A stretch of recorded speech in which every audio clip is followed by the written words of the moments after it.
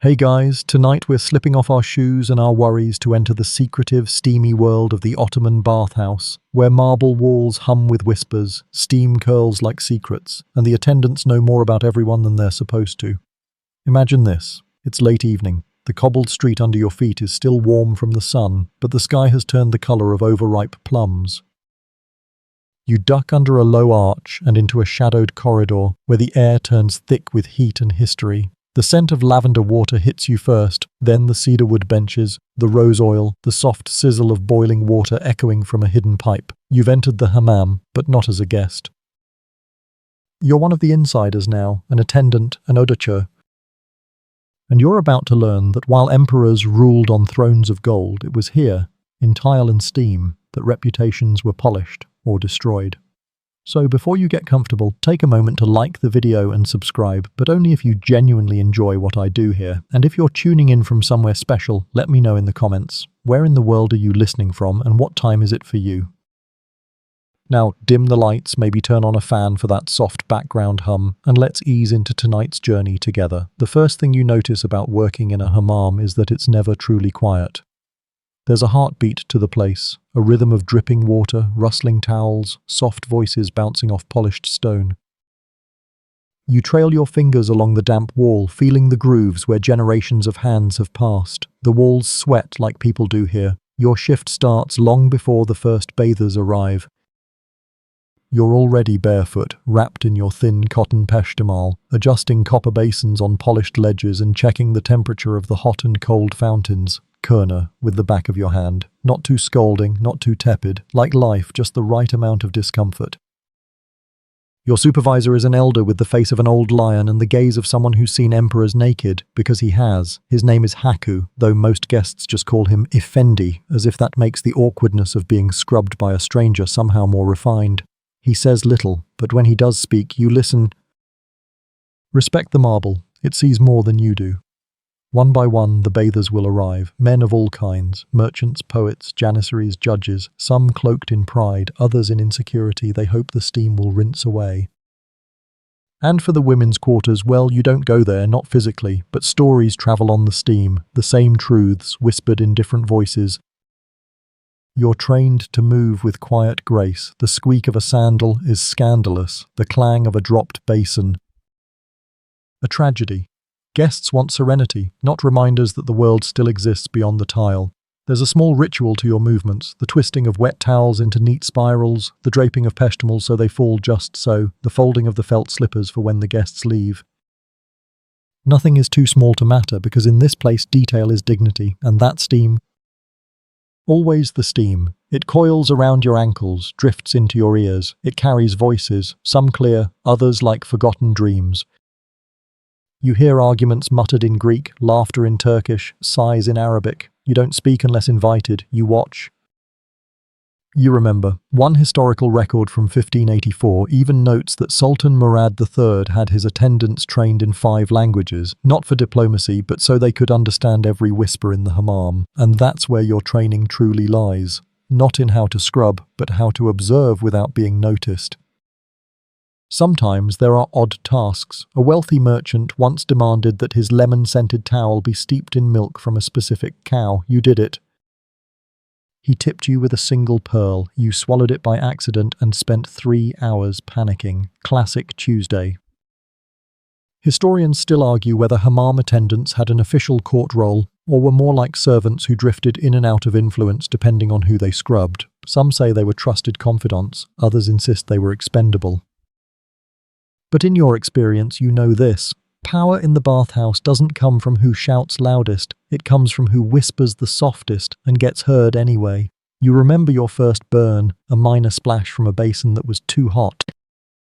The pain wasn't much, but the embarrassment? Brutal. Haku raised an eyebrow and handed you a salve made from mastic and pomegranate peel.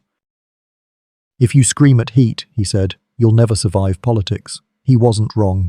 There's a peculiar sense of family among attendants. You share tips, towels, gossip, and sometimes dreams. Murat wants to save up and open his own coffee house. Emre is always sketching mosaics in a small book he hides inside his sandals. You're still figuring that out. And then there's the marble lion head fountain near the warm room's entrance. Guests love it, call it regal, symbolic, even mystical. But you know the truth. Its mouth drips constantly because the plumbing is slightly off. You tried to fix it once, nearly flooded the appetitorium. Never again. There's something ancient about the job, like you're part of a rhythm that predates even the empire itself. Roman bathhouses, Byzantine cleansing rituals, Persian perfumed water ceremonies all echo faintly through your routine. You're not just pouring water, you're continuing a lineage. And even though the days are long, your fingers pruned from the moisture, there are moments of beauty, like when the late sunlight filters through the upper dome, hitting the steam just right, turning the air into gold. Or when a guest sighs, not from stress but relief, and you know you helped do that. You close your eyes and inhale the mingling scents, musk oil, jasmine, skin warmed by heat. You are not just washing bodies, you're washing away burdens. And in this warm, watery womb of carved stone and whispered lives, you start to understand something. Cleanliness is not the point, renewal is. The water hisses again. Another guest is arriving, and your night has only just begun. Section 2. The moment a guest enters the bathhouse, everything shifts.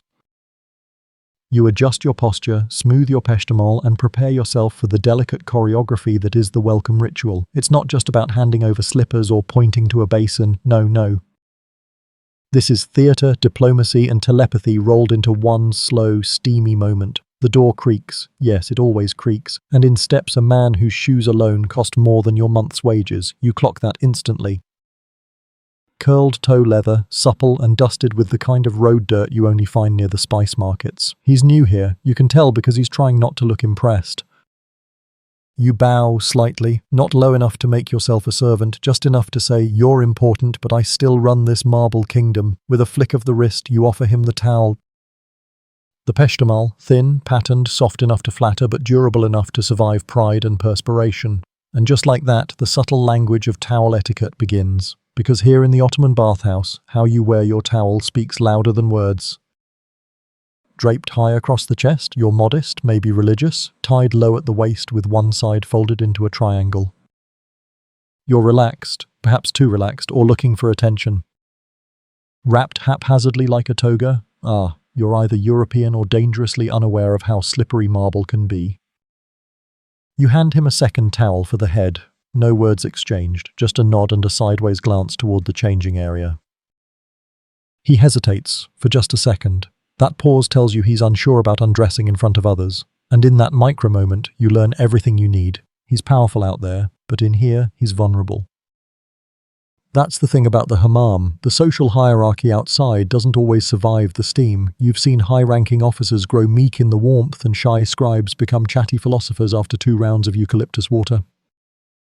Historically, the Ottoman bathhouse was more than a cleansing space. It was a status theatre. You didn't just come to wash, you came to be seen, acknowledged, and if you were smart, remembered. Sultans even had private hammams within their palaces, but they still visited the public ones from time to time, cloaked and anonymous, to observe their people. Or so the stories go, and this is where your role as an attendant becomes delicate. You must balance obedience with confidence. Familiarity with mystery. You're both servant and gatekeeper. The better you are at this dance, the more respect you earn. Now he steps forward. You bow again, slightly deeper this time. You take his slippers and turn them to face the exit, an old tradition that wishes the guest a safe departure before the bath has even begun. Then you escort him silently down the corridor, into the warm room. The steam greets him like a long-lost lover, and he exhales as though dropping a weight invisible to anyone but you. You lead him to a basin, kurna, already warm, already ready. You pour a ladle of water across the marble, the sound echoing like applause. He nods, good temperature. You tuck his towel edge into the groove of the basin, just a touch, just enough to say, "This spot is yours now." Other guests are already lounging nearby. A scholar quotes Rumi between rinses. 2 older men argue over the correct way to prepare dolma, their voices rising like the steam, and in the corner, half hidden behind a pillar, is someone important. You don't say his name, but you make sure his towels are folded extra neat. That's your version of a wink. There's a moment now when you linger near your guest, not hovering, just present. You hand him the kisi, the scrubbing mitt. You wait to see if he'll want assistance or prefers solitude. Some guests like to be left alone to stew, others want conversation, some want a performance. This one gestures, you take over. With practiced ease, you begin the circular rhythm of the scrub. Shoulders, back, arms. The mitt rasps gently against his skin, lifting a week's worth of dust and worry. He exhales audibly. That's your first small victory. You tell a quiet joke, just one, something about the bathhouse cat who keeps stealing unattended peshtamols and hoarding them in the furnace room. He chuckles. Now you've built trust. The bathhouse isn't just clean. It's safe. It's not all rituals and roses, though. There are days when someone storms in, slams a basin, or, once, throws a sandal so hard it cracks the tile. That sandal, by the way, is still in the furnace room. The cat sleeps on it. There's an unspoken rule in the hammam. What happens under steam stays under steam. And yet gossip flows like warm water. You learn to hold it lightly, not too tight, or it burns. Too loose, and it slips away. A merchant might whisper about a stolen shipment. A young janissary might mutter a lover's name he shouldn't know. You pretend not to hear, but you always do. Historians still debate whether bathhouse attendants were deliberately trained to be discreet, or if the culture of silence evolved naturally. Either way, the result is the same. Your job is to vanish while seeing everything. You help the guest rinse. You pour water gently over his back, letting it cascade like a soft waterfall. The marble beneath glows, the lamps above flicker, the moment stretches. He thanks you, not aloud, but with a soft smile and a few coins pressed into your hand, wrapped discreetly in the fold of his towel. A generous tip, not too much to be suspicious.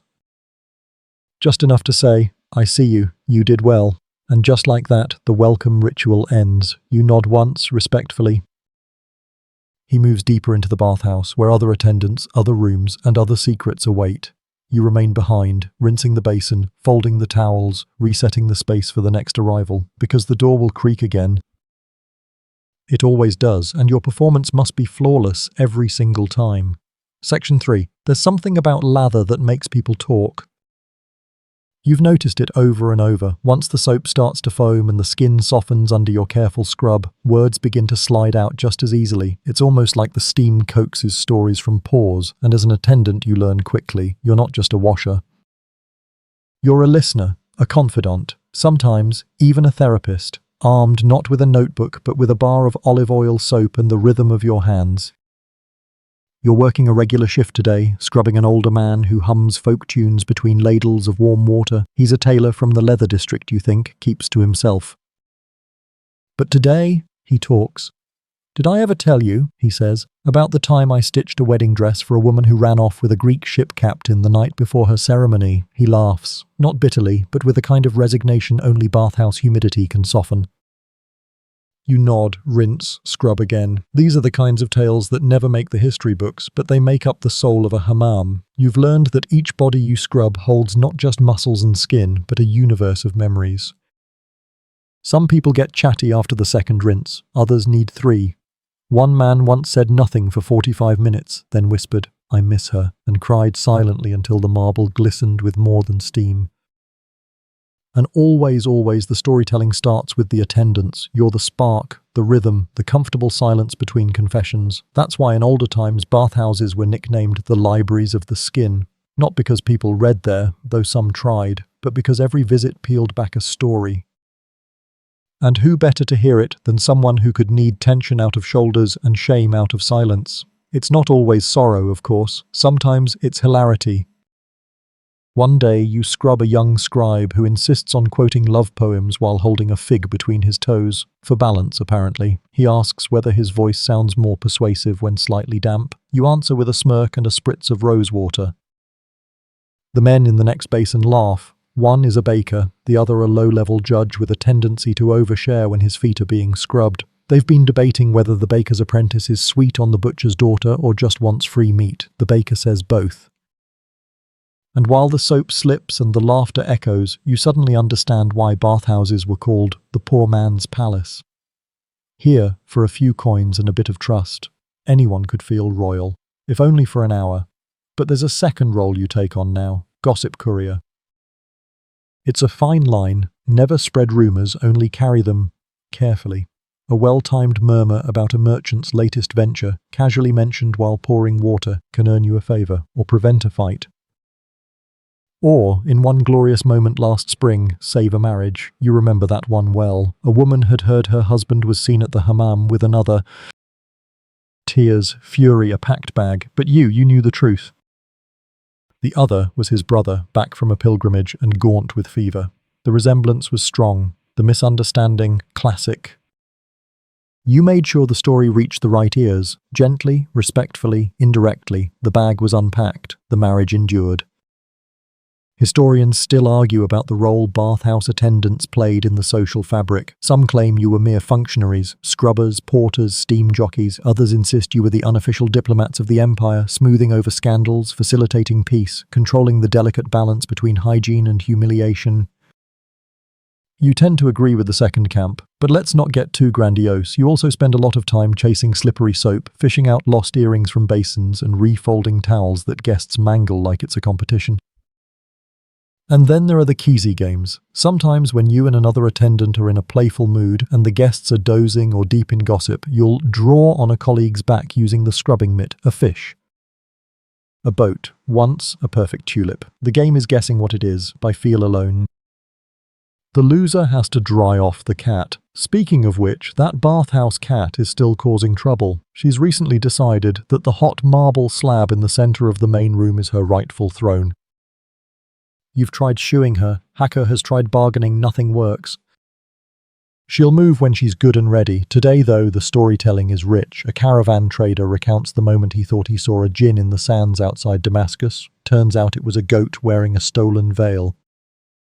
A young barber confesses he's in love with his master's daughter and doesn't know whether to speak or stay silent forever. You suggest he start with, "Would you like some rose oil?" and take it from there. One of the older guests laughs so hard at this he nearly chokes on a date. There's a rhythm to these interactions, a kind of trust that forms not over wine or politics or even religion, but soap, steam and skin. You see people at their most vulnerable and their most absurd. And in return, they offer you glimpses into their inner worlds. Sometimes, though, you keep stories to yourself. There's a quiet man with silver in his beard and a crescent-shaped scar along his ribs. He never speaks, never tips, never stays long. But he comes every Thursday, same time, same basin. You know nothing about him, and yet you know exactly what temperature he likes his water. That's something, and maybe that's the secret of being an attendant. You learn people not by what they say, but by how they lather, by how they rinse, by how they rest their hands against the marble when they think no one's watching.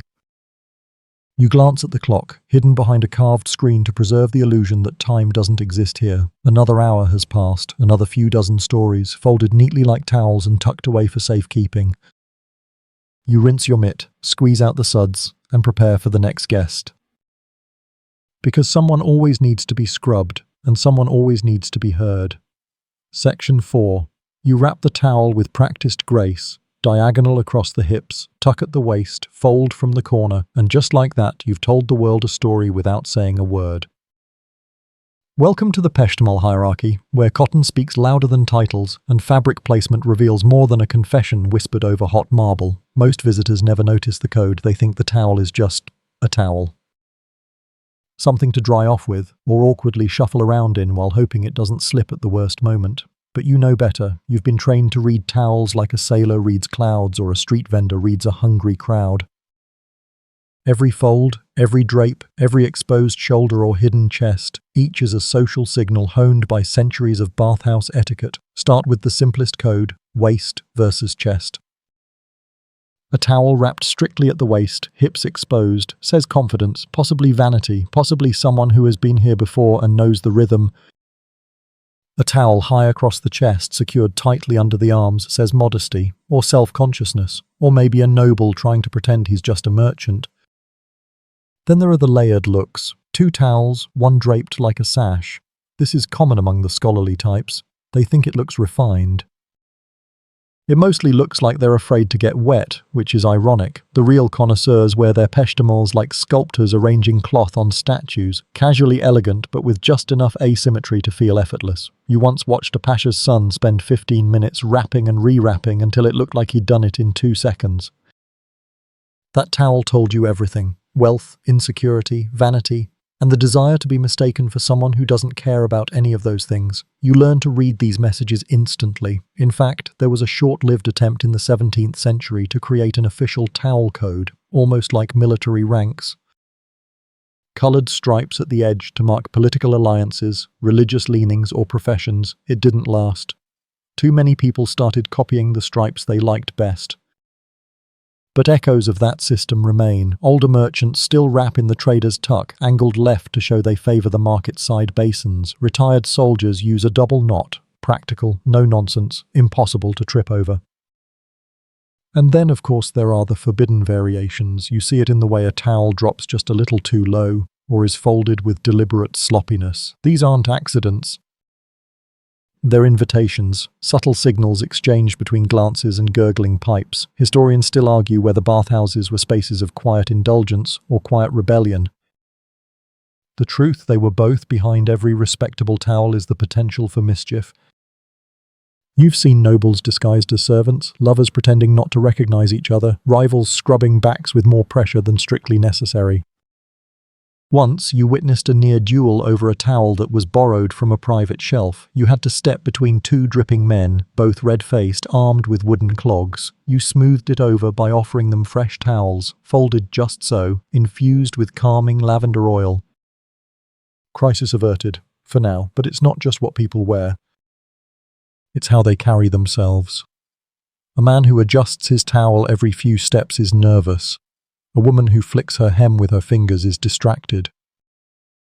A bather who enters without any towel at all, well, that's either extreme confidence or complete obliviousness. Either way, you offer them one quickly, no judgment. Just cotton. You've even developed your own internal ranking system, not in a smug way. More like an ongoing list in your head. Best towel wrap of the week, that older woman who twisted hers into a bow behind her back. Absolute artistry. Worst, a travelling poet who somehow turned his into a cape and then tripped over it. Twice. There's an old superstition among attendants. If a guest's towel comes loose more than 3 times in one visit, they're hiding something. Not necessarily sinister, just something. And honestly, it's usually true. One man kept losing his towel and later confessed he was dodging creditors. Another lost his 3 times and admitted while scrubbing his feet that he wasn't who he said he was. He was a twin, pretending to be his brother. You smiled, poured warm water, and said nothing. Twins or not, everyone ends up equally pruny after an hour in the steam. But the hierarchy isn't just among guests, it applies to attendants too. New apprentices are issued plain towels, often with a red border, easy to spot, hard to mistake. Senior attendants like you earn the privilege of choosing your weave, smooth or rough, fringed or hemmed, dyed with faded indigo or left soft and white. Yours. A simple grey cotton with a stitched pattern of pomegranates, elegant, understated, and entirely yours. Only Haku has a better one. His bears a thin line of gold thread earned after 30 years and 4 rebuilds of the heating system. One winter, when the firewood delivery was delayed and the marble floors froze underfoot, he used that same towel to wrap around a burst pipe and redirect the heat. Saved the whole system. That towel has since become legend. You once dreamed of earning a towel like that, one that means something beyond drying off, and slowly you're getting there. The guests remember your name now. They ask for you. They fold their towels with care when they leave. Small signs of respect. You collect those signs like coins. Quiet currency. It's easy to forget in a world where empires rise and fall, where wars are fought and alliances crumble, that something as simple as the way you wear a towel can carry so much weight. But here, inside these hot, humming walls, Peshtamal is power, and you've become fluent in its silent language. Section 5. Steam hides more than just bare skin. It twists through the corridors like a sly messenger, blurring the edges of things, voices, footsteps, intentions. You learn over time to read the secret codes of steam the same way you'd read expressions on a face or the pauses between sentences. There's the soft steam of a quiet afternoon, thin, almost invisible, drifting lazily across the marble floor. It tells you things are calm, that the guests are regulars, predictable, that nothing strange is likely to happen. Then there's the thick, quick steam that surges after someone throws a fresh bucket of boiling water into the central basin. That steam doesn't float, it charges like a palace courier late with a message. When you see that kind of steam, someone's anxious, maybe they're hoping to stay unseen. Maybe they're waiting for someone, or avoiding someone else. This isn't just superstition. You swear the bathhouse has moods. It breathes differently depending on who walks in. And as an attendant, you don't just notice these changes, you rely on them. Today, for example, you can tell before even rounding the corner that something's off. The steam in the east wing is unusually sweet, scented not just with eucalyptus but with jasmine oil. Jasmine is reserved for the women's wing or the private rooms. It shouldn't be here. You investigate, casually of course, always casually. You find a basin recently used, water still warm, no attendant nearby. You lift the towel left behind, faint embroidery, a noblewoman's crest. You don't say a word, you simply adjust the incense burner to release lemon instead. It cuts the jasmine, masks the mistake. A small action, a quiet correction, no scandal. Later you'll mention it to Haku with a glance and a tilt of the head. He'll understand, he always does. These are the unwritten duties of the bathhouse attendant, not just to scrub backs and fold towels, but to maintain the delicate ballet of privacy and exposure. People come here not only to cleanse their bodies, but to soften the truth of their lives. And truth, like steam, is best revealed gradually. There's even a legend you've heard, a fringe story passed down by the older attendants, that the founders of the first hammams in the Ottoman Empire used steam like ink, reading its patterns on the dome ceiling to divine fortune. When the vapor rises in 3 spirals, the empire will hold, they said. When it falls like rain, expect war. Total nonsense, probably, but the way the old men whisper it, you wonder. Historians still argue whether bathhouses were engineered to manipulate mood intentionally, with steam thickness controlled through clever ventilation. Some claim the domes were carved to draw the vapor upward at precise angles, creating calming visual effects. Others say that's wishful thinking, but you've worked here long enough to believe that architecture knows more than we do. You've learned to adjust more than just temperature, you adjust the scent palette too. Today, the mixture is rose and mint. Refreshing, a little flirtatious, a little calming.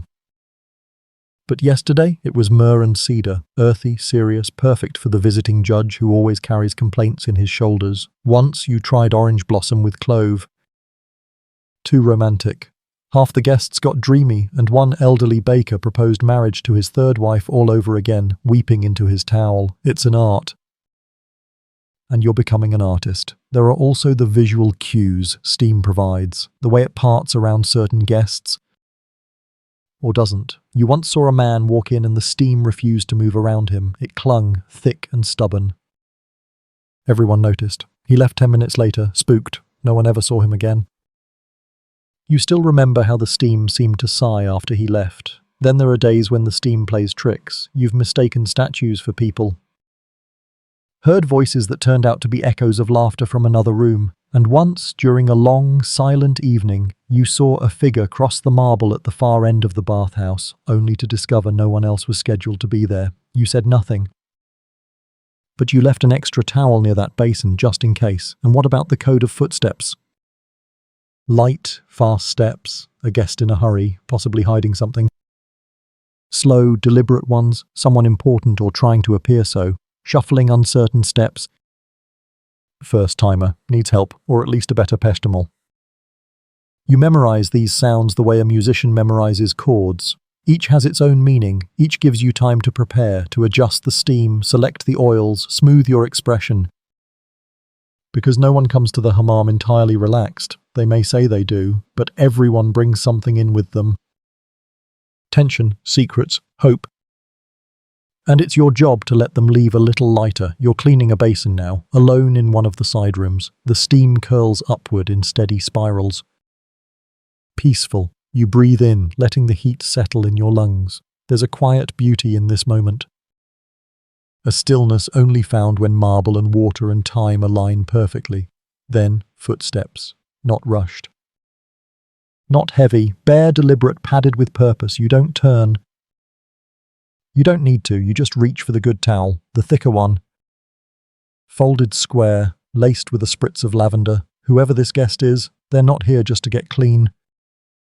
And whatever's written in the steam, you'll read it and keep it safe. Section 6. Some arguments happen in the streets, others happen in palaces. But the most revealing disputes, the ones that actually matter, happen under steam. You're rinsing down the warm slab in the center of the main chamber when it starts, the subtle sounds of tension, not shouting, not yet.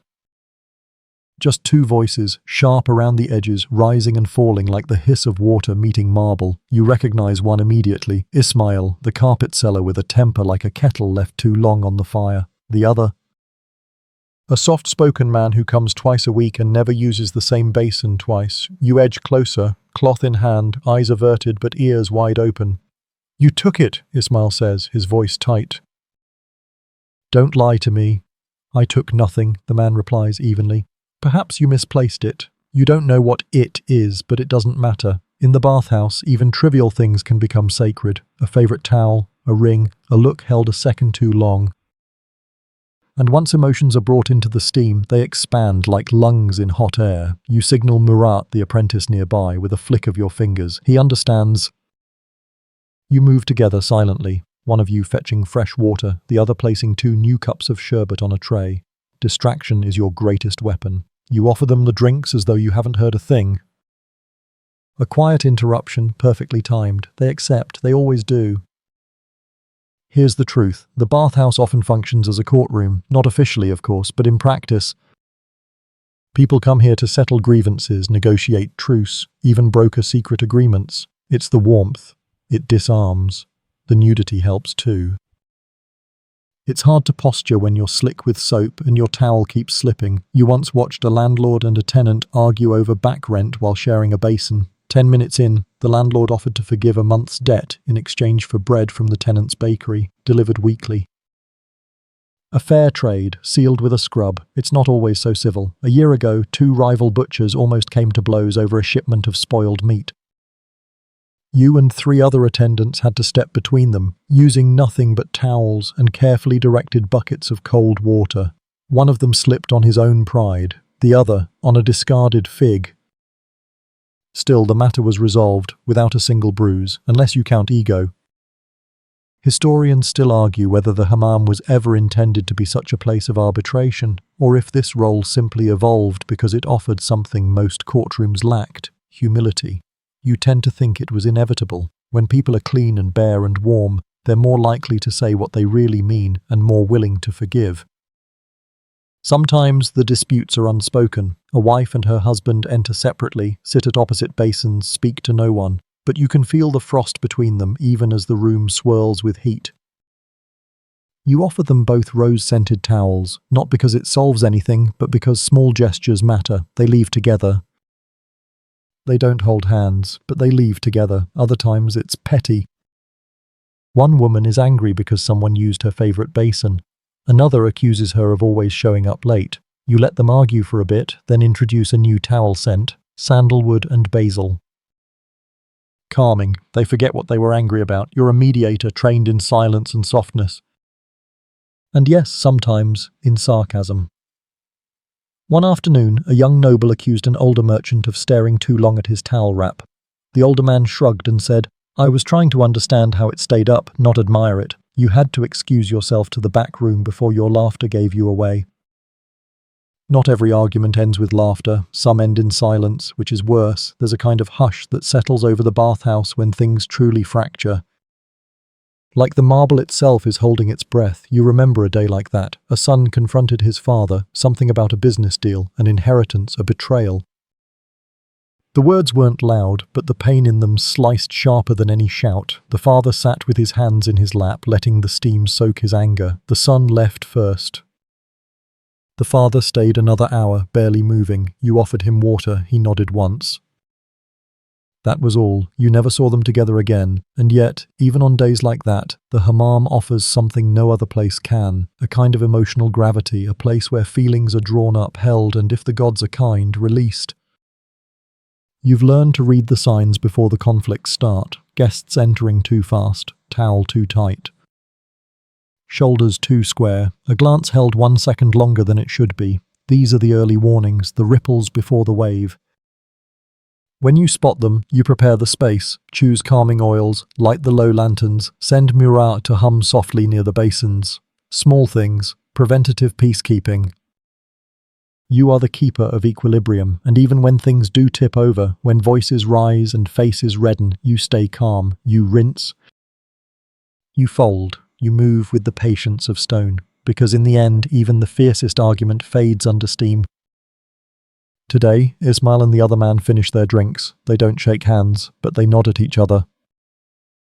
You don't ask what the dispute was about, you don't need to. They leave separately, quieter than they arrived. You mop the area, replace the towels, breathe in the now settling air. The bathhouse exhales, dispute resolved. Until the next one. Section 7. Some guests come to the hammam to cleanse, some to think. Some to simply escape their noisy households for a couple of hours. And then there are those who come for romance. You've seen it enough to recognize the signs before a single word is spoken. The way someone lingers by the entrance longer than necessary. The frequent glances toward the far basin, the way two guests arrive separately but leave a towel apart, hearts closer than propriety allows. Not everyone came to get clean. Some came to fall hopelessly, inconveniently in love, right under the marble arches, wrapped in steam and secrets. Today, it's happening again. She enters first. Modest Peshtamal, head down, but her eyes dart across the chamber the moment she steps past the arch. Looking, searching, you nod politely, gesture toward the women's wing. She smiles faintly, almost apologetically. An hour later he arrives. Same nervous rhythm, same too casual air. You raise an eyebrow, he shrugs. Just thought I'd stop by. Sure, this isn't their first rendezvous. You remember their second visit. He poured her basin for her, a breach of etiquette so glaring it nearly caused the elder matron to drop her rose oil jar. You manage to smooth it over with a strategic incense refill and a broken towel rack as distraction. You're getting good at this. It's a delicate dance they're doing, visiting at overlapping times, careful not to speak inside, and never exchanging anything that could be proven.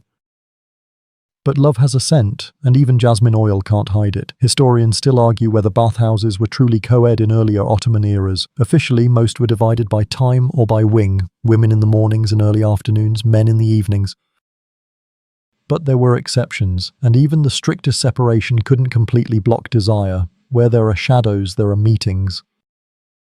The two you watch today don't speak, but their entire exchange plays out in glances, in the rhythm of their movements. He lingers just a few seconds longer at the water basin closest to her side. She dips her hand in the fountain exactly after he leaves. That's enough. There's a place at the back of the hammam, behind a carved wooden screen. It's not a private room, not exactly, but it's quiet, secluded. You've caught whispers there before, soft laughter, the shifting of marble under carefully placed sandals. You never ask. You simply ensure that corner gets an extra towel and fresh oil each day. You remember the first lover's spat you ever witnessed here. A woman accused her secret admirer of writing poetry for someone else. He denied it.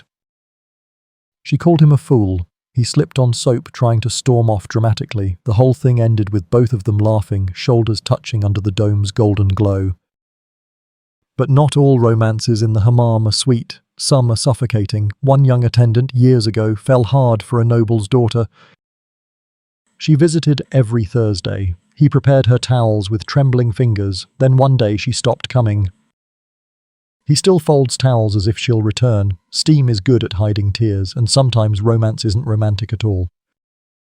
It's about proximity and loneliness.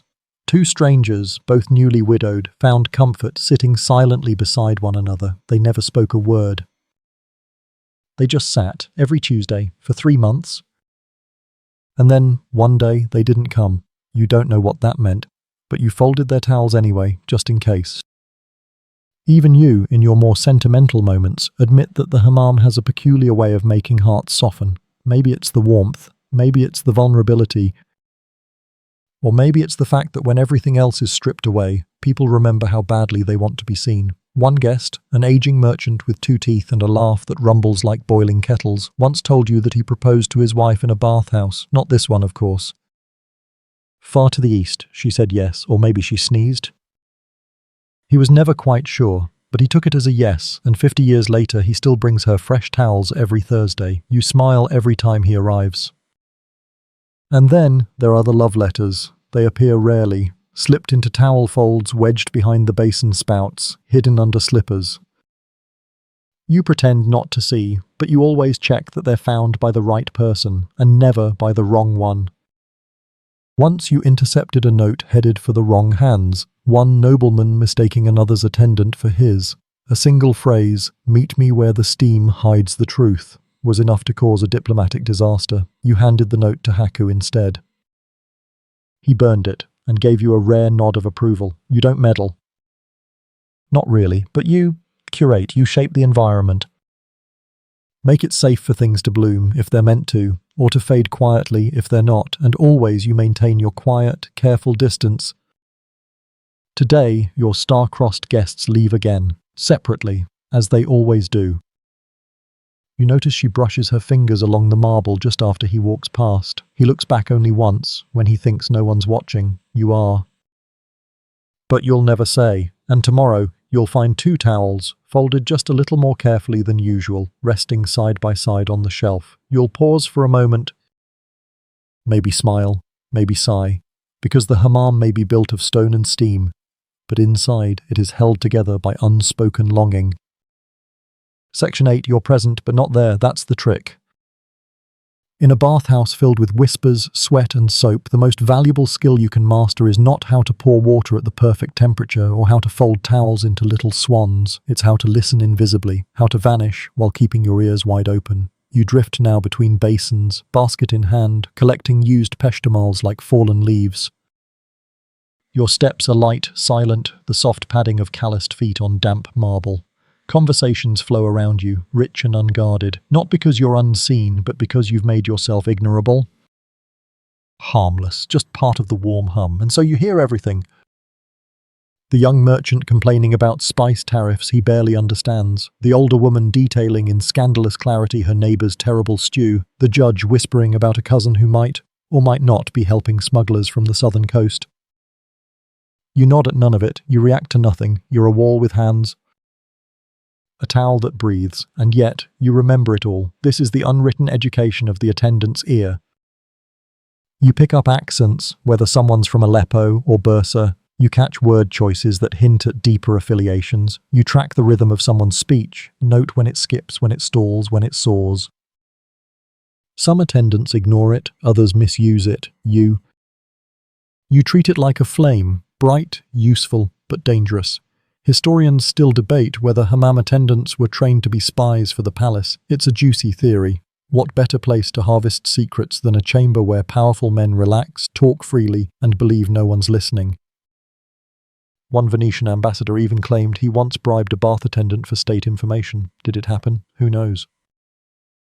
But if you had a coin for every guest who thought they were being subtle when they leaned a little too close, spoke a little too softly, you'd be rich enough to buy your own basin. Today, it's subtle. The 2 guests in the northwest corner, one with ink-stained fingers, the other with a soldier's shoulders, sit with an empty space between them.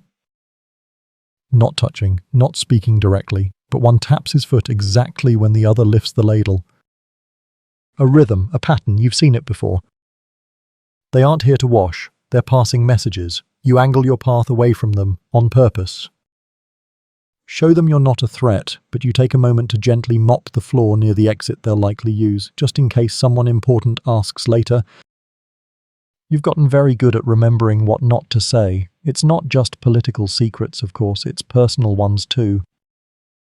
A baker struggling with debts, a woman afraid her daughter will marry the wrong boy, a foreign trader hiding from his past, his tattoo half covered by a carefully angled towel. You hold these stories like steam, light, temporary, but lingering, and you never speak of them, not even to the other attendants. Not even to Hacker. Well, maybe once.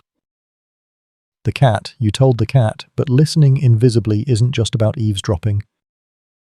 It's also about timing. You know when to pour water without being asked, when to refill the oil burner the moment someone sighs. When to offer a fresh towel, not because it's dirty, but because it gives someone an excuse to end a conversation they clearly want to escape. You once helped a guest avoid a very awkward encounter by accidentally dropping a copper bowl at just the right moment. The sound echoed like thunder.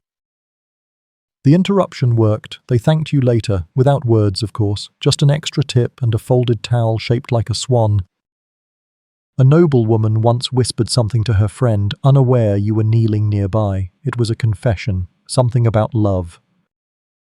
You could feel the tension in her voice, raw and real. When she realized you'd heard, she froze. You just bowed slightly and offered her rose water.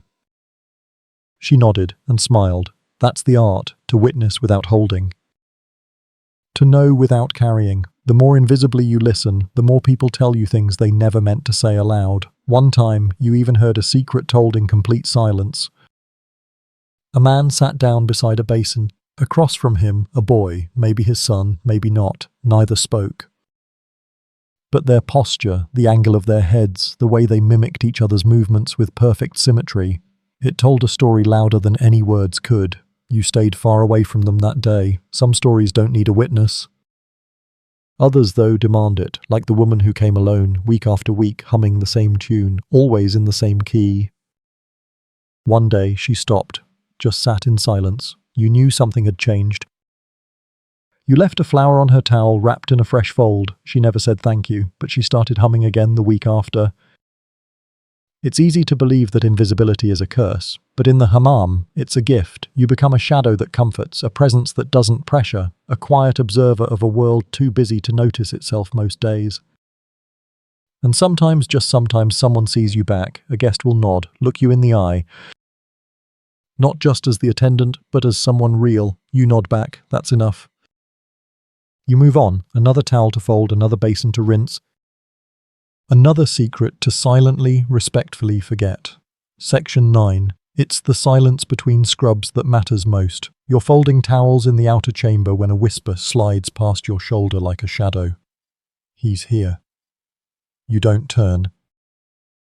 You don't ask who. You just straighten the towel edges a little more carefully and start listening with everything but your ears. The guest enters quietly. Expensive peshtamal, linen, not cotton, stitched with gold thread at the hem.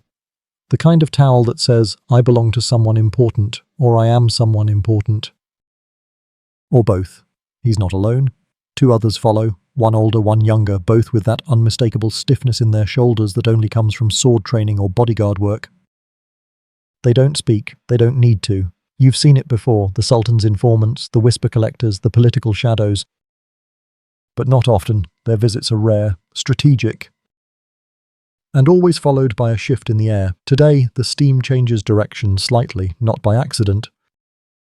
The ventilation shaft in the southeast wing opens wider. That only happens when Haku wants to clear sound from the room fast. It means, whatever's about to happen, make sure no one else hears it.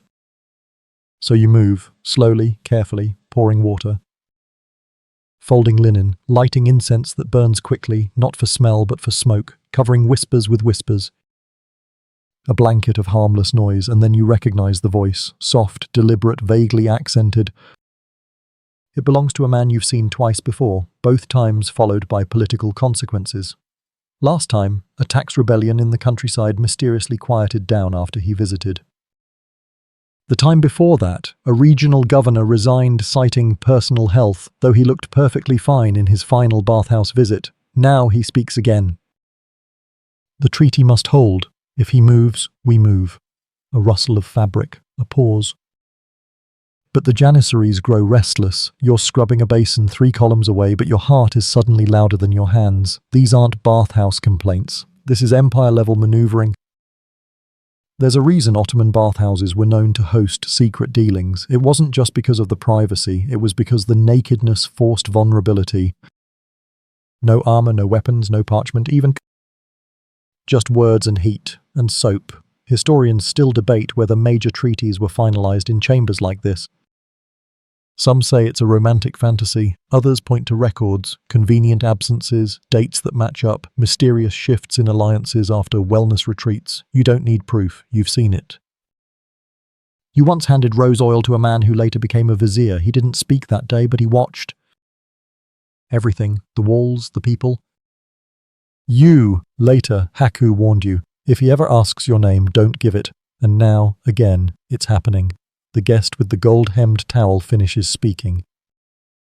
The others nod. One hands him a scrap of cloth, dark red, a subtle symbol. You avert your eyes. You collect a nearby towel, fold it, walk away. You never heard a word, but this isn't the only kind of intrigue the hammam holds. A poet once arrived, reciting verses under his breath.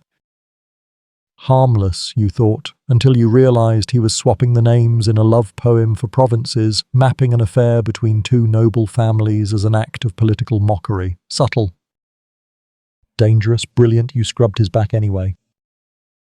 And added a spritz of mint just to say you appreciated the wordplay. There are layers to this place. To some, it's just heat and water.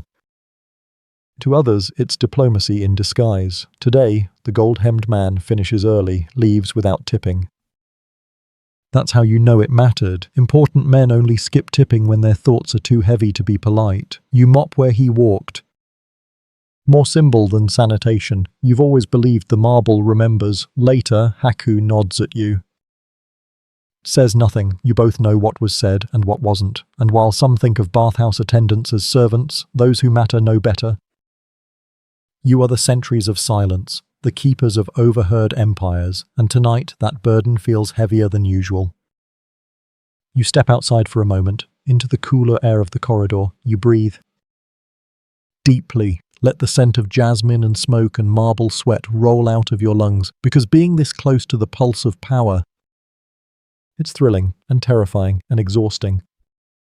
You don't seek it, but it finds you. The candle by the entrance flickers. A breeze stirs. Another guest arrives. This one. A young man with a notebook tucked under his towel. A poet or a spy.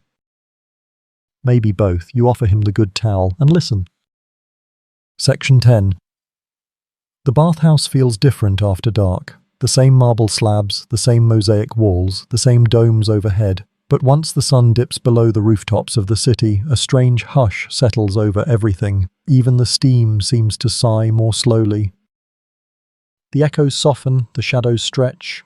You've begun the midnight shift. Most attendants don't like this one. It's quiet, long, and unpredictable. The guests are fewer, yes, but they're different. No one comes to the hammam after midnight unless they have a reason, a secret, a need. A desire to slip unseen between the cracks of the day. You're not afraid of it. In fact, you prefer it. At night, you move like mist. The flickering oil lamps cast warm halos on the tiles, and your own reflection sometimes startles you, softer, gentler in this amber world. You walk the corridors barefoot, the slap of your soles dulled by layers of heat-washed stone. It's peaceful, but never dull. Tonight, the first visitor arrives just past the third watch, when the muezzin's voice has faded and the streets outside are full of sleeping dogs and lingering stars. He's cloaked, his peshtamal already in place. His eyes flicker toward the corner basin, the one near the carved lion's head. He doesn't speak. You nod, lead him to the basin, pour a ladle of warm water to announce your presence. He rinses his hands slowly, methodically, as if washing away not just dirt, but decisions. Guilt, maybe. You don't ask, you never do. You recall a similar visitor last week. She came alone, requested the cold room. Stayed for almost an hour. When she emerged, her eyes were red, not from steam. You offered her lemon water. She took it, tipped heavily. Historians still wonder about the true function of Ottoman bathhouses at night. Some believe it was only for labourers, those who couldn't afford daytime leisure. Others suspect otherwise. The wealthy, the powerful, the troubled, they all needed places to retreat where questions weren't asked. And after midnight, questions are the only things forbidden. There's an old superstition among attendants that the bathhouse becomes a different building after dark. The marble changes memory. The air holds older echoes. You laugh at it when the lamps are bright, but not now. Not when you're alone in the outer chamber and hear the drip, drip, drip of water from a tap you swear was turned off. You tighten your towel. The guests who arrive now speak in softer tones, if at all. One man always brings his own soap, wrapped in silk, scented like cloves. Another wears a ring but flips it inside his hand the moment he steps through the door. A third doesn't look you in the eye, but he always leaves you a fig. It's never the same fig. Tonight your second guest enters with an apprentice in tow. A boy, maybe 16. Nervous, his peshtamal too tight, knotted awkwardly. His mentor, older with a voice like sand, guides him gently toward the center slab. It's a lesson, you realize, a kind of rite. You've seen it before. Fathers bringing sons, masters bringing apprentices, quiet initiations into a world of rituals older than memory. You prepare the basin, light the eucalyptus oil, offer just the right number of ladles, each one a slow punctuation mark between silences. The boy flinches slightly as the warm water hits his back. You don't react. He'll learn. By the time he leaves, he walks straighter, not with pride, but with presence. That's what the night does. It strips away the loudness of day. It teaches stillness. There was a time you hated these hours. Too quiet, too eerie, but now they feel like a secret. A gift. You recall one night years ago when a storyteller came. He arrived with nothing but a towel and a smile. Spoke to no one, but as he bathed, he began to hum, softly. A tune that curled through the chambers like incense. Guests lingered. Even Haku paused to listen. Later, by the central fountain, the man recited a tale about a lost prince who wandered into a bathhouse and never left, choosing instead to become an attendant, trading power for peace. Everyone laughed. Everyone pretended not to see the tears in the man's eyes. You never saw him again. Some nights you clean more than bodies. You clean regrets. You rinse the edges off confessions too raw to carry back into daylight. A young man once asked you, as you poured water over his shoulders, "Do you think people can change?" You didn't answer with words. You simply handed him the scrub mitt. Sometimes the act of washing is its own answer. The midnight shift has a rhythm of its own, fewer interruptions. Longer silences, but the work is still sacred. You mop slowly. Fold towels like prayer flags. The cat appears, always at the same time, circling your legs before settling atop the furnace grate like she owns it all. She probably does. And in the distance you hear the final footsteps for the night. 3 guests entering together, laughing softly, the way only old friends do. You recognize them, retired guards, now storytellers in the palace courtyard. They bathe together every full moon. Say it keeps their joints loose and their memories sharper. You believe them. You prepare their favorite oil, myrrh and mint. Fresh towels, hot water, the bathhouse hums. It's almost morning now. The lamps flicker lower. The stars above the domes begin to fade. You feel the city stirring beyond the walls, but here, inside this warm, whispering world, time holds its breath just a little longer. You light the final lantern. And wait, section 11, it starts with a scent. Before the towel is folded, before the guest even steps through the arched doorway, you're already preparing the fragrance. Because in a place like this, where people are exposed, vulnerable, open, the first impression comes not from sight, but from smell. You lean over the brass shelf that holds your bottles. No labels. You know them by shape and memory. Rose for calm, mint for alertness, myrrh for depth, sandalwood for strength. But tonight you're choosing carefully. Fragrance is your first language. You select orange blossom with a hint of basil. Playful, soothing, not too seductive. The kind of scent that makes people sigh without knowing why. You dab a drop onto your wrist, wave it in the air near the guest basin, and move on like nothing happened. Because here's the secret. Every scent tells a story. In the Ottoman Bathhouse, attendants weren't just scrubbing backs. They were conductors of atmosphere. You're not just bathing guests, you're choreographing their moods. You remember when Haku taught you this. He called it the art of the unseen bouquet. Every day, he would mix scents in tiny bowls, place them behind the furnace, and just watch. "You'll know it's working," he said, when no one mentions it, and he was right. Guests step in and feel calmer, or more flirtatious, or more open. All because of a whisper of fragrance drifting through steam. Even the historical records mention the role of scent in Ottoman bathhouses. The palatial hammams used to hang muslin sachets from the ceilings filled with lavender or clove. And wealthy guests would sometimes request their own oils, imported from Persia, Egypt, or the shores of the Black Sea. One pasha famously demanded to be bathed in a mix of saffron and rosewater so extravagant it stained the marble yellow. You've tried that blend. Overrated. Smells like someone spilled dessert, but fragrance is more than luxury. It's a social tool, a way to set boundaries, a way to draw people in, or keep them at bay. There's the scent you use when someone's mourning, soft, sweet, grounding, And the one for nervous guests, especially first-timers, bright citrus to lift their spirits and distract from their doubts. And then, of course, there's the romance blend. You keep it hidden in the back, a careful mix of rose, cardamom, and the lightest touch of musk. You use it sparingly. Only when needed, when someone's eyes linger too long, or a guest comes in hoping to be noticed but afraid to ask for it out loud. One time, you added a drop to the towel of a poet who always sat alone. He spoke to no one, scribbled in his journal. You could feel the weight in his posture. One application, one evening, and suddenly, he smiled. A week later, he arrived with company. Not much else needed to be said. Historians still argue whether bathhouse attendants were trained in perfumery formally, or whether it was just passed down apprentice to master. You don't care. You've learned by scent and by silence. And you know how powerful a single whiff of clove can be. It's not just the oils, it's the herbs in the rinse water. You steep mint and chamomile in boiling pots, let it blend with the steam, creating a scented mist that no one quite notices, but everyone responds to. You've even experimented. 1 month you added crushed figs to the wash water. Not strong enough. Another time, a disaster, you tried cinnamon, too spicy. Made someone sneeze so hard they cracked a tile. Lesson learned. Now your favourite is still the classic, bay leaf and rose petal. Clean, familiar, like the memory of a good conversation. But scent alone isn't enough. You match it with gestures, with mood. You fold towels slowly when using calming oils. With speed when energizing. You pour water from higher when adding mint, so the scent splashes through the air. It's a performance, a ritual, and the guests, they respond. You once had a diplomat tell you after a particularly long soak, "I don't know why, but today I forgave someone I'd been angry at for years." You smiled, didn't say a word.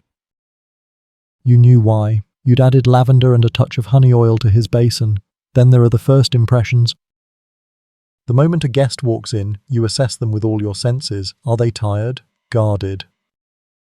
Overconfident, you adjust the scent accordingly. A young man, stiff with pride, gets cedar, grounding.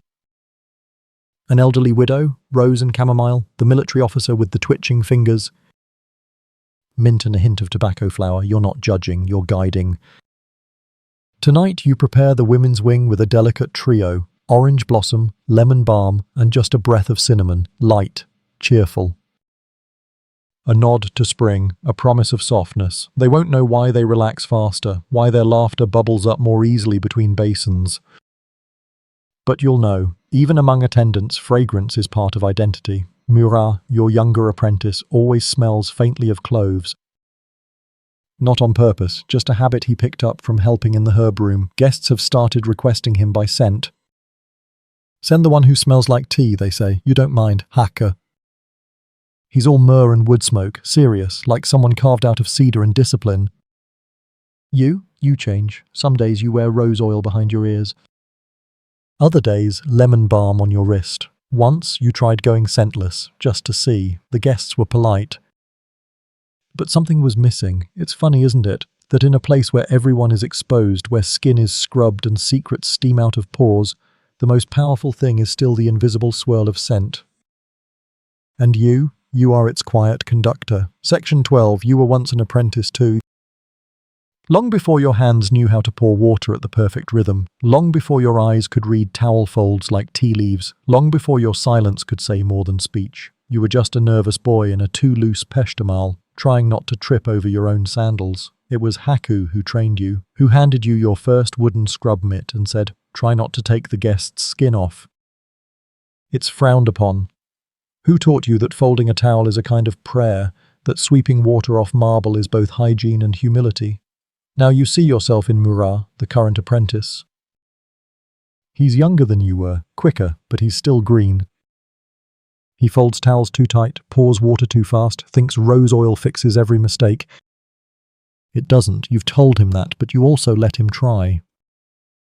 Because that's the strange, slow rhythm of life in the hammam, apprentices and elders, folding time between them like linen. You watch him now, fumble through, preparing the fire for the cauldron.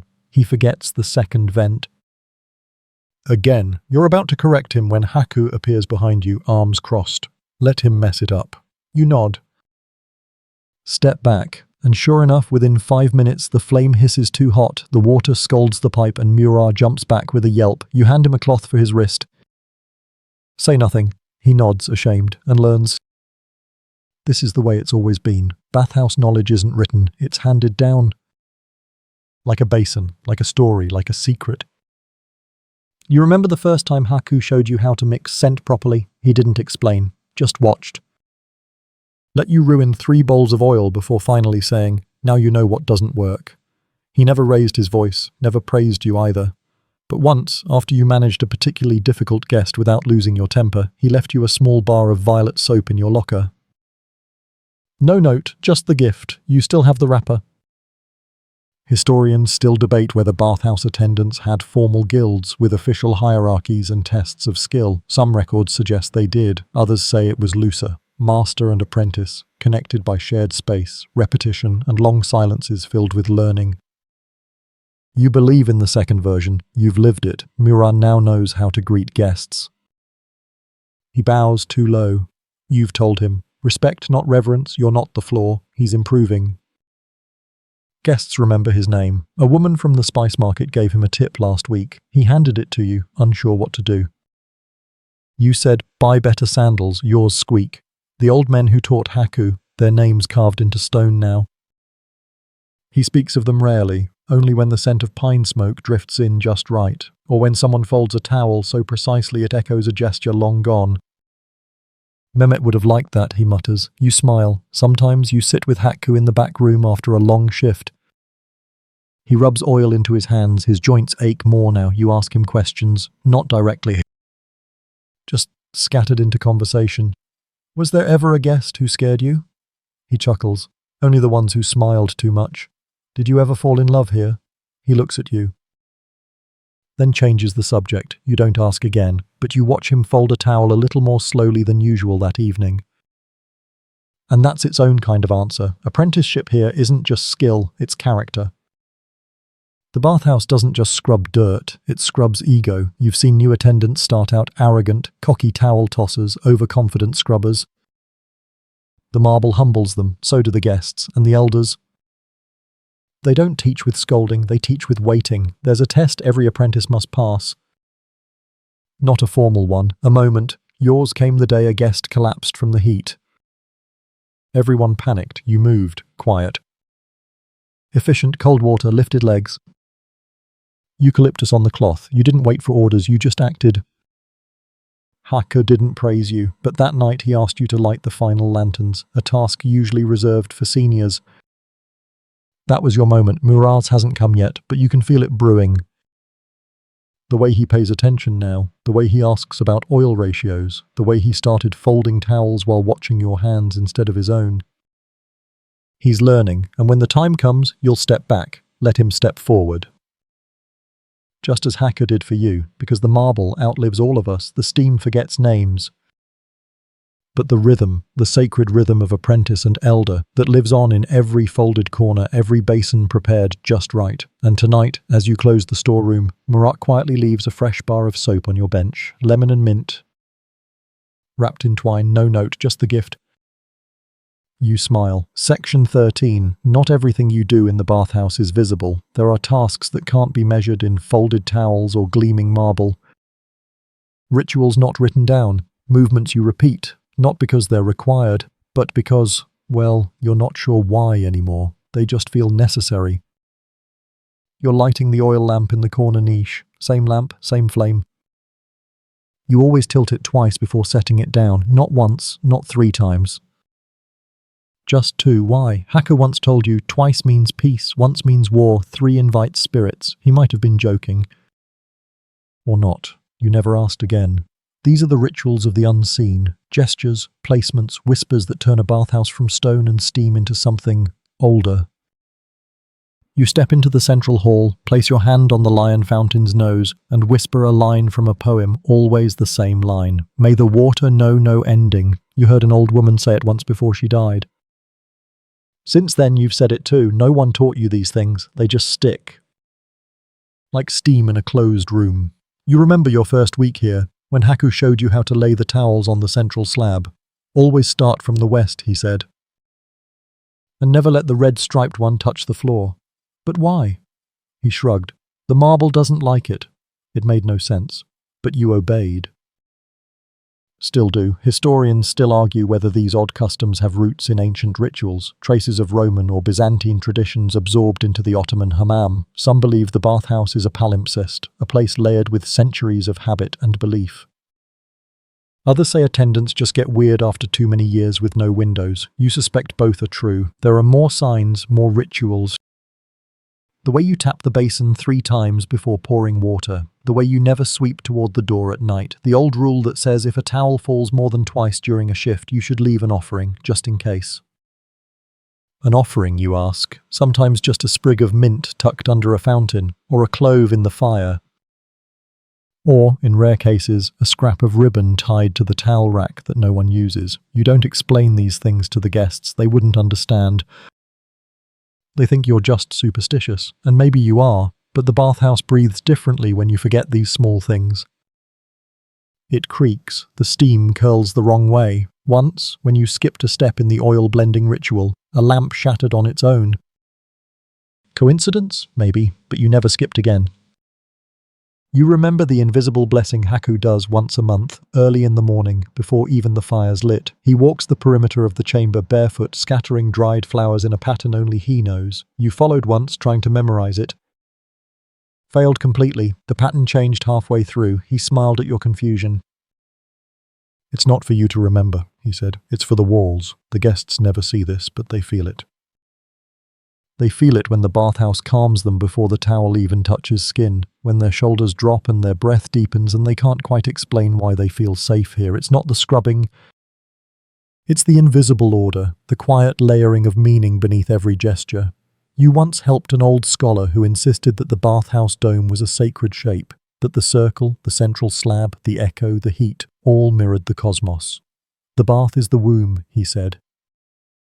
You enter burdened, you leave reborn. You liked that, you didn't believe it. But you liked it. Tonight you're setting out bowls of water for the morning guests. You place a single flower petal in one. Always the same basin. No one ever notices, except the cat. She drinks from it every time. You let her. Murat saw you once.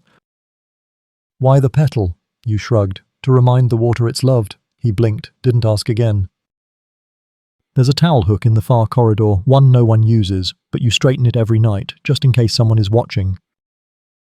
Not someone from here, someone elsewhere. You don't believe in ghosts.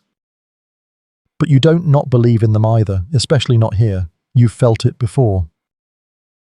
That sense of someone moving behind you, the sudden drop in temperature when all the fires are lit. Once you found a towel perfectly folded on the slab. Crisp, scented, but no one had been there.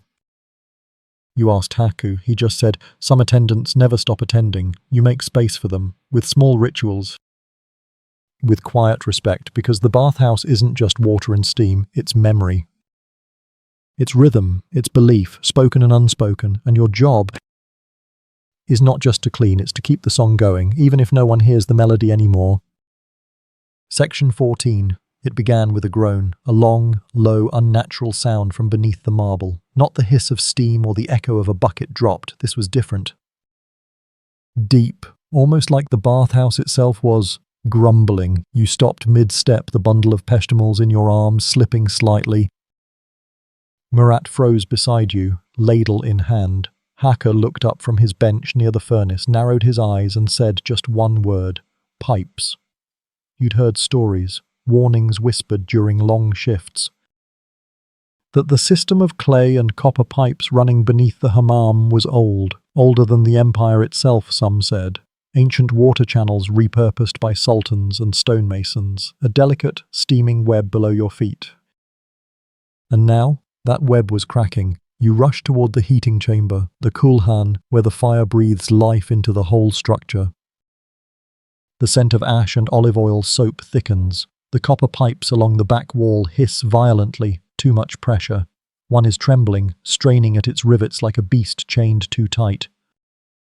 You grab a wrench. Haku is already there, sleeves rolled up, eyes sharp. Murat is sent to fetch cold water. You know the drill. Douse the pipe slowly, reduce the heat, and pray the pressure doesn't crack. The sound echoes like a thunderclap through marble halls. Steam bursts from the pipe like a scream, fogging the glass and blinding your eyes. You shield your face, stumble back.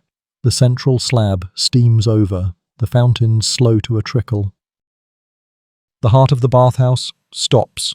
Everything you've trained for doesn't prepare you for silence, because it's not just a broken pipe. It's a betrayal. The bathhouse lives on heat, water, flow, and without them it becomes something unfamiliar, cold, dead, vulnerable, and the guests, they feel it instantly. Even without knowing what's wrong, they shift nervously, towels tighten. Conversations stop. The steam no longer hugs the room, it hides. You hear someone ask, "Is it safe to stay?" You and Haku exchange a look. You don't say it out loud, but you know, the bathhouse must not fall. The Ottoman bathhouse wasn't just a place for bathing, it was a symbol of harmony. A microcosm of empire. Water flowed like justice, heat like mercy, cleanliness as spiritual renewal, and for it to halt, even for an hour, it would be like the call to prayer falling silent. Or the stars blinking out. You act, buckets are filled. Temporary fires stoked inside chambers, towels are boiled in pots to create makeshift steam. You light every oil lamp to preserve warmth.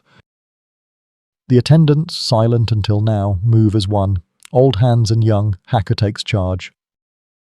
You assist, but it's not just about restoring function, it's about preserving dignity.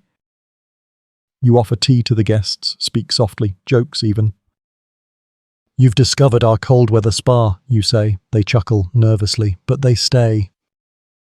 Trust hangs by a thread, and your every motion tugs it taut. Murat slips once, spills a bucket, but recovers. You clap his shoulder. No shame, only speed. In the furnace room, Haku mutters prayers, not loud, not religious necessarily, but rhythmic. Words meant to steady his own hands, maybe, or calm the bathhouse itself. Historians still debate the extent of engineering sophistication in early Ottoman bathhouses. Some claim they were marvels of ingenuity, their pipe systems inspired by Roman aqueducts and Persian qanats. Others believe most of the early brilliance was practical necessity, trial, error, and generations of fire-scarred fingers. You know better now. This system is alive, it breathes, it remembers. It fights back, and it's testing you. You recall a story the elders told, how in a brutal winter in 1657 a hammam in Edirne froze solid for 2 weeks. The attendants slept beside the furnace, fed it with whatever they could burn, stools, sandals, old towels. When the thaw came, they lit incense and sang to welcome the water back. You think of that as you stand now, waist-deep in a heatless chamber, coaxing water from a stubborn pipe like a priest with a sermon. Then finally, a trickle, then a rush, and then steam. It rises slow at first, timid, like it too is afraid the silence might return. But then it builds, fills the chamber, the marble sighs. The lion's mouth fountain burbles back to life. Guests cheer quietly, some clap. Others smile with relief. You and Haku don't celebrate, you're already checking the pressure valves. Reinforcing the supports, sealing the crack with resin and cloth and prayer. Murat brings you lemon water. You drink, he's trembling slightly. You did well, you say. He doesn't believe it yet, but he will. The rest of the night, you watch the steam extra closely. The temperature, the rhythm of drips and pulses, you touch the pipes like they're an old friend just returned from the brink. Because you understand something new now, this bathhouse isn't just a place, it's a creature, and when it breaks, it doesn't want a fix. It wants a ritual, a promise you'll treat it with care, that you'll remember it breathes. And you do. So the next morning, before the guests arrive, you return to the lion fountain, touch its nose, whisper the poem again. May the water know no ending. The marble is warm again, the rhythm has returned. And you've passed a test older than memory. Section 15. The guests know you as the silent one with the steady hands, the one who always knows just how warm the water should be, how tightly to fold the peshtamal, how to sense a conversation from 3 columns away. But they don't know your real name, not the name on your tongue, but the name that lives behind your eyes, the one you carried here when you first stepped into the steam, long before you were molded into the figure they see now. Because here's the truth few ever speak aloud, the attendants have secret lives, Outside the marble, beyond the furnace room, you are something else, someone else. Not just the quiet helper, not just the folded hands and bowed head, you are a whole world no one here quite sees. And that truth, that quiet double life, it hums in your blood every time you pour water over someone who would never recognize you outside these walls. You remember the first time you realized this. It was evening, the bathhouse full of murmurs. You were scrubbing the back of a man who once sat at your father's table, a man who toasted to good fortune with pomegranate wine while your father's debts grew heavier than iron. He didn't recognize you. And you didn't tell him, because inside these walls you are no one, and in being no one you are free. Some attendants live 2 lives for survival, others by choice. There's Halide in the women's wing. During the day she's a poet, verses tucked in the hem of her apron. She recites them to the steam when no one's around. You've heard them. They're beautiful. Then there's Arda, who arrives each evening with bruised knuckles and quiet eyes. The rumours say he fights at night in the back alleys near the fish market. Wins enough to keep his sister in school. No one asks, no one has to. Even Haku, stoic, eternal Haku, has a secret. You found it once accidentally. A set of tiny wooden carvings hidden behind the shelves. Miniatures, meticulously detailed figures of guests, of attendants, of cats lounging on marble. You never spoke of it, but the next day your soap was folded into a crane. That was his way of saying thank you. Historians rarely write about the attendants' lives. They write of architects and sultans, of marble, of dome acoustics, of ceremonial rituals. But the ones who keep the bathhouse alive, their stories vanish with the steam. You've heard guests joke that attendants must sleep beneath the marble, that you belong to the building, that you emerge only when called. Sometimes you let them believe it. It's easier than explaining where you go when the shift ends, the alleyway where you change out of wet clothes, the back door through the herb market, the dusty room where you sleep, high above the street, beside the pigeons who tap at your window for crumbs. Once you tried to explain it to someone, a guest. Kind, curious, too curious. She asked where you lived. You smiled. In the steam, she laughed. Believed you, and left you a sprig of lavender tucked into the basin spout. Still you carry dreams the marble doesn't hear. You dream of leaving some days, of sailing west, of opening a place with just 4 basins and a roof that smells of cinnamon. You'd serve tea with lemon slices, your towels would all be stitched with verses, but you also know part of you belongs to this bathhouse. Because where else can you be both invisible and essential? Where else do people trust you with their skin, their stories, their silences? You think of the man who cried without warning after the second rinse. You didn't ask why. You simply handed him a towel, warm from the fire. He gripped your hand. Said nothing, left a coin on the slab and never returned. You think of the woman who once asked you to fold her towel like her mother used to.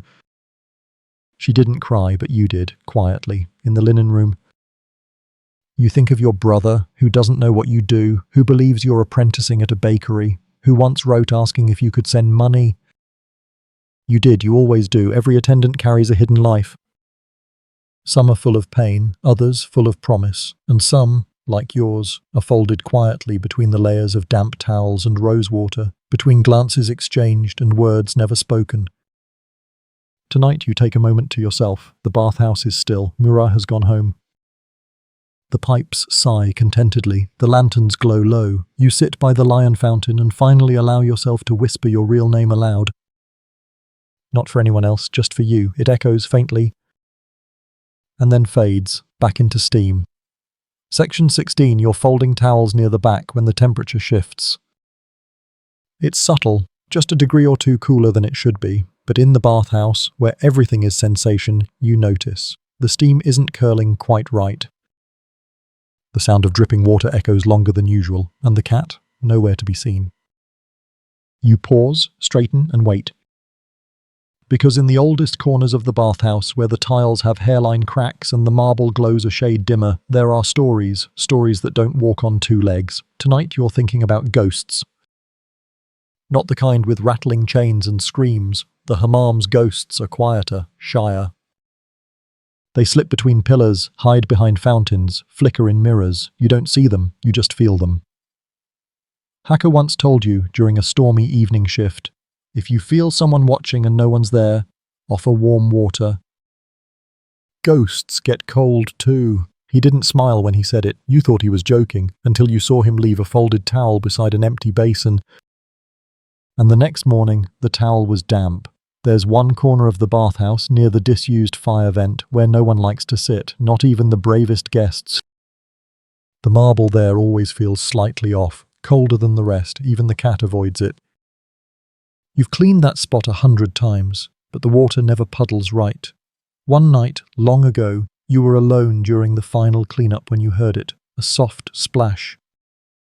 Like someone stepping into water, you turned, half expecting Murat, but the room was empty. The steam hung still. You checked every basin, every door. Nothing, but when you returned to the central slab, there it was, a wet footprint, small, bare, leading nowhere. Historians tend to scoff at hammam ghost stories.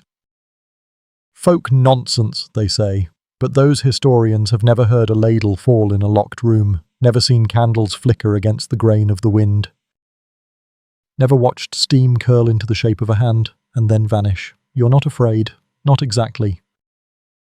Because the bathhouse doesn't keep angry spirits, just lingering ones, like the attendant who never aged. Every apprentice hears this tale. A boy, not unlike Murat, who learned quickly, folded faster, poured water like poetry. Guests adored him. So did the elders, but one day he simply stayed. Years passed. Decades. He looked no different, still moved with grace. Still remembered every name. One evening, a guest recognized him from a painting, dated a century before. When asked about it, the boy only smiled. The bathhouse takes care of those who take care of it, and the next day, he was gone. Some say he still walks the halls, that if you leave a towel folded in a perfect square, no wrinkles, he'll fold one back for you just to show he's still around. You've tested it. It came back, not folded but braided. You didn't tell anyone.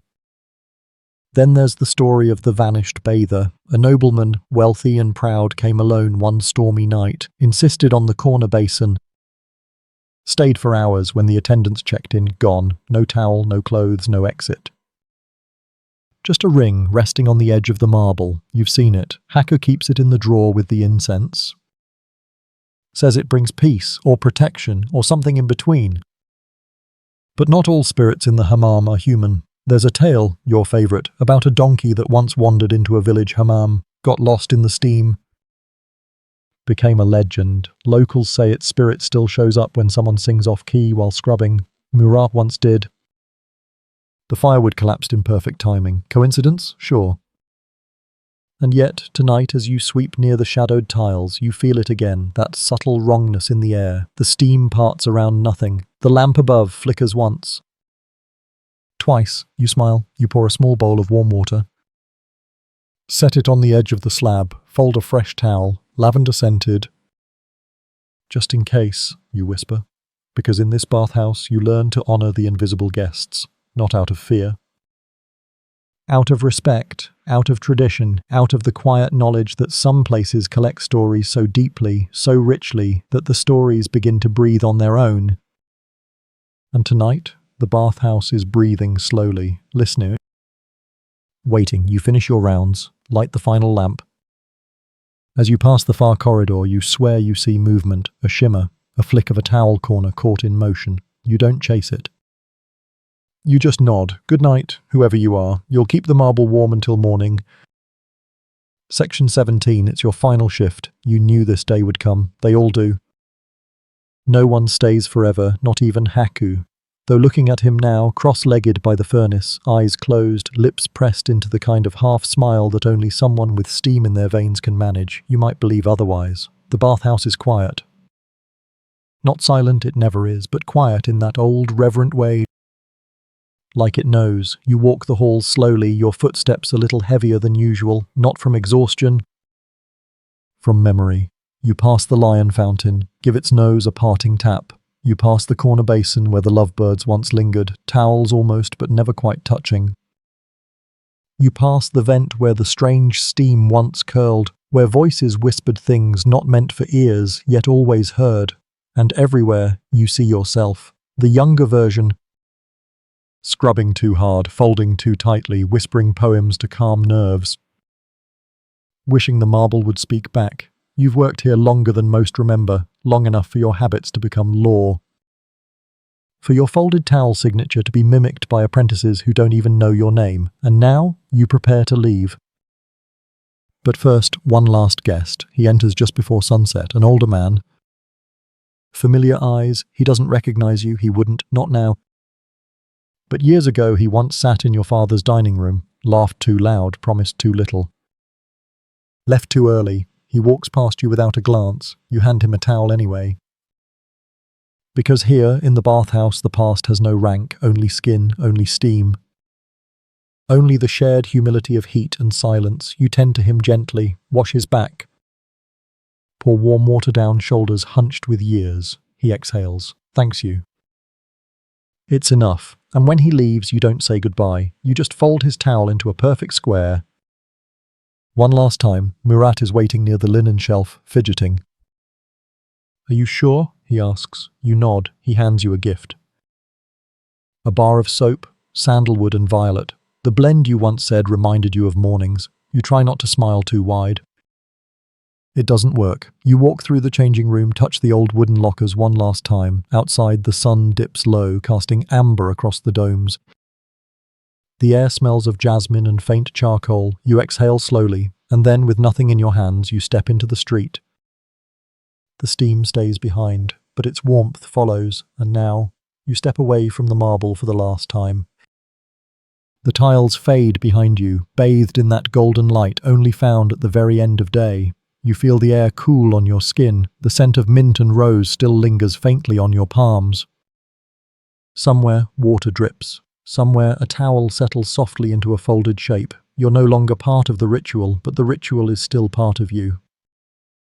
Your fingers will always know the weight of a wet peshtemol. Your breath will always settle slower when it meets the scent of eucalyptus. And every now and then, when the world is loud, you'll hear the gentle hiss of steam in your mind, and it will calm you.